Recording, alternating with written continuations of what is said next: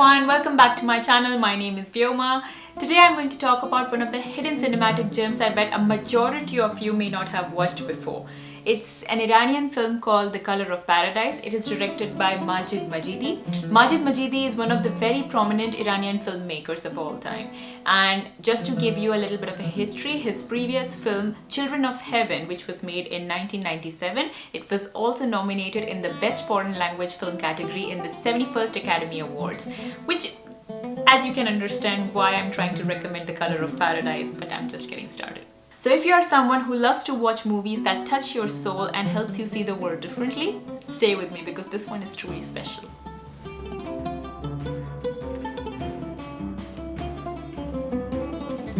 So just to share what this movie is about briefly, The Color of Paradise follows the journey of Muhammad, who is a young blind boy but is deeply connected to the nature and the world around him.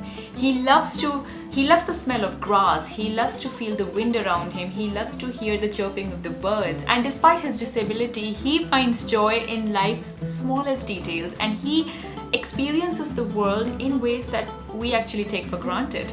But at the heart of the story is his father Hashim, who sees Muhammad's blindness as nothing but a burden. He feels that there is no future. He struggles with shame, he struggles with societal pressure, and he's worried about his future and his family's future. He doesn't have any patience to deal with Muhammad's blindness at all. And this tension between a father and the son, this is what creates an emotional and a heartbreaking journey in this film. That's the story in brief, and why I would recommend everyone to watch this movie. One of the reasons would be that it's a powerful story about love and acceptance. It's a journey about how the father learns the love and acceptance for his child.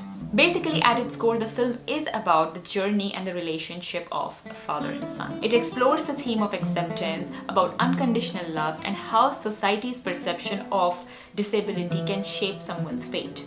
And as a viewer, it makes you question as well that when you say you love someone, your family member, your spouse, your friend, do you love them for who they really are? Or are you too busy noticing their limitations? We learn eventually in this movie how the father learns about acceptance for Muhammad. And Muhammad, throughout, is under no illusion of the emotions his father has towards him. This movie is also one of the very few experiences I have had which gives you a unique perspective on blindness and sensory awareness. The most fascinating thing for me in this movie was how, as viewers, you are completely immersed in Muhammad's world. Despite him being blind, the way he's feeling things, the way he's listening to the sounds, the way he's feeling the wind, you as an audience can feel that too. And Majidi has made this film very smartly, keeping this thing in mind. As a viewer, when you see Muhammad, that he is touching the bird's nest, that he is feeling the grass, that he is touching the water, and you can feel that. I could as a viewer feel that yes, I am touching water, I am touching the wind, I am touching the grass, I can feel all the sounds around me. So I think that was a very unique experience, I would say, when I was watching this movie. The cinematography of the movie is stunning. The way the nature is captured through cinematography in the movie is very smart. You know the entire time that this movie was made in a very small budget. But still, under a very small budget when it was made, the film was able to capture the lush landscapes, the flowing rivers, the golden wheat fields. And I feel the director has involved nature in the film. Nature is actually a character in the film, and you get to experience it when you're watching the movie. Every frame is poetic, and it makes us realize that how nature is so beautiful and it often goes unnoticed. There is a lot of emotional and philosophical depth in this movie, especially in two areas, I would say. The one is what we talked about before, the father and son relationship. Why? Hashim's treatment of Muhammad serves as a tragic representation of societal attributes towards disability.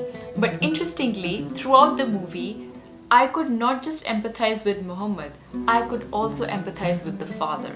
A few years ago, if I would have watched this movie, I'm sure I would have disliked the character of father completely.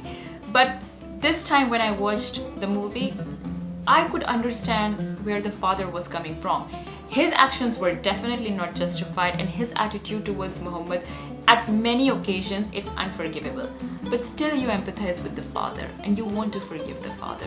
So there's a lot of depth to it. So definitely that's one reason. The other area where I could see a lot of philosophical depth in the movie was towards the ending. So in the middle of the movie, we see that Hashim has taken Muhammad with him, and he takes him to a carpenter who is blind as well. He wants Muhammad to learn some skills so that he can find a job and he can take care of himself. Muhammad is too young for that. He doesn't want to leave his family. He's on a summer break. He wants to spend that time with his sisters and his grandmother. But very reluctantly, he's forced by his father to go and work with the carpenter. So when Hashim leaves Muhammad and the carpenter is trying to pacify Muhammad, he's trying to help him out, Muhammad cries his heart out to him, and he says that the reason why he keeps touching everything around him is because in his school he was taught that you don't need to have eyes to be able to see God. God is everywhere around us, and you can feel the God in everything that you touch. So that's the reason why Muhammad keeps touching everything around him, so that finally he can touch God and he can ask him that why did he make Muhammad blind? And if he was not blind, his father would have loved him as much as he loved his sisters.